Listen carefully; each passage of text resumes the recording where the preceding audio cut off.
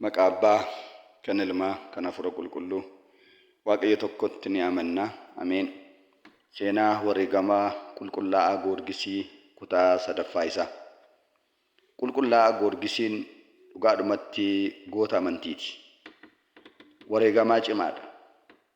Umurii ijoollummaa isaa keessatti Waaqayyoof dhugaa ba'uudhaan qabsoo guddaa qabsaa'e. Har'a kutaa 3ffaa isaa keessatti kan ilaallu maal yoo jettanii, qulqulluun sagaleen dubbii Waaqayyoo warra foon ajjeesan hin sodaatinaa. Foon erga ajjeese booda lubbuu ajjeesuu kan danda'u, abidda Si'ool keessatti gad darbachuu kan danda'u sodaadhaa malee jedha. Wangeela Maatewos boqonnaa 10 lakkoofsa 28 irratti. Qulqullaa'aa Goorgisiin waa'ee gooftaa keenya Yesus Kiristoos dhugaa ba'uudhaaf fuula mootota dura dhaabate. Mootota illee yaasise. Moototis foon isaa irratti tarkaanfii gurguddaa baay'ee irratti fudhatan. Akkuma yeroo darbee siniif kaasee ture, si'a 3 ajjeesan. Waggaa 7 qabsaa'e.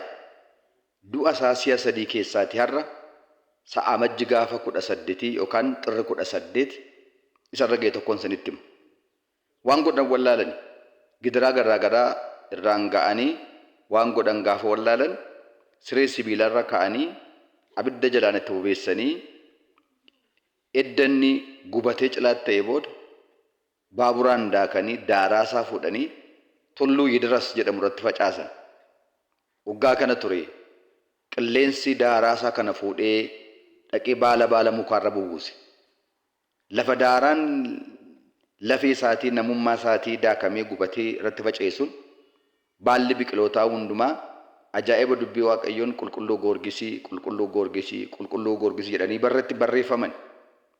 Yommuu kana ture egaa Waaqayyo Abbaan inni waa'ee isaatiif warra isaaf dhaabataniif kan yaadu, isaaniin guddaa kan jaallatu, inni daaraa qilleensa abboomee daaraa jaalallee kootii bittimmeessitan kana sassaba gara koo fidaa jedhee abboome qilleensa.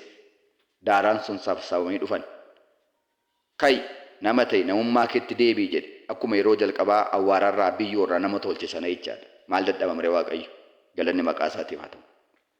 Waggaa kana ture egaa daaraa sanaa abboomee nama ta'e loltuun isa gaaguratti dhaqanii tulluu Yidiras gubbaarratti facaasanii utuu isaanii hin fagaatin teellaadhaan gooftaan du'a kee haa ka'ee dhaabadhaa na egaa siin wajjin gara mootichaa dhaqee dhaabadhee tananii waan Waaqayyo koo naaf godhe isaanitti dhugaa ba'a jedhe.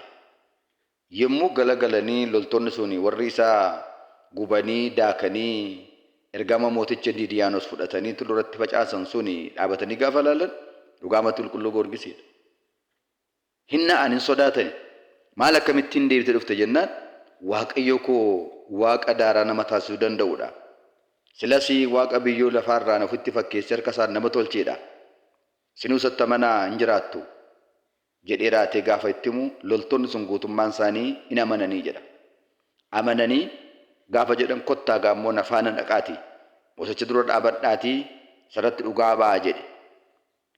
Loltoonni kun dhaqanii qulqullaa'aa Goorgisii wajjin, yaa mooticha Didiyaanos, Waaqni qulqullaa'aa Goorgisii dhugaamatti Waaqayyoodha, isatti amani. Nuyi har'aa kaafnee isatti amanneerra, isaafis ni duuna jedhani. Yommuu kana mootonni kun haaranii qoricha maalii isinitti godhe?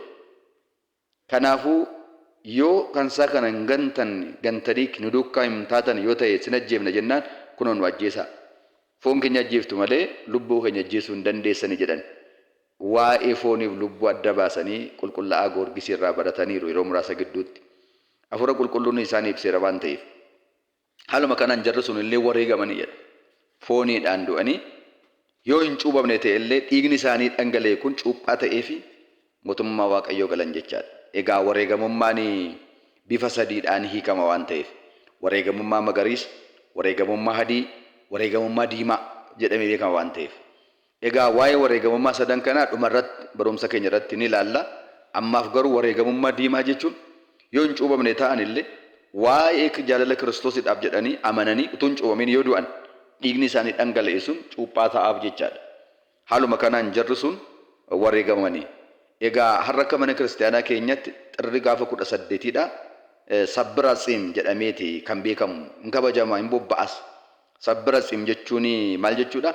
Guyyaatti lafeensaa cabee guyyaatti lafeensaa abiddaatiin waadamee hammacamee daakamee tulluratti faca'ee waan ta'eef Waaqayyo immoo dinqii hojjete guyyaan itti kaase waan ta'eef jechaadha. Kanaaf qulqullaa Goorgisiin haga kanatti illee ajaa'iba hojjeteera. Egaa kutaa arfaffaasaa keessatti immoo mootonni kuni waan godhan gaafa dadhaban ababbalaniiru qabsoo waggaa 7 booda. Mee isa kana immoo kutaa arfaffaa keessa gatti ilaalla. Waaqayyo inni qulqullaa Goorgisijjiin ta'e hunda keenya ajjina ta'u kadhannaa isaatiin suga isaatiin nu haa yaadatu. Galanni Waaqayyoof haa ta'u.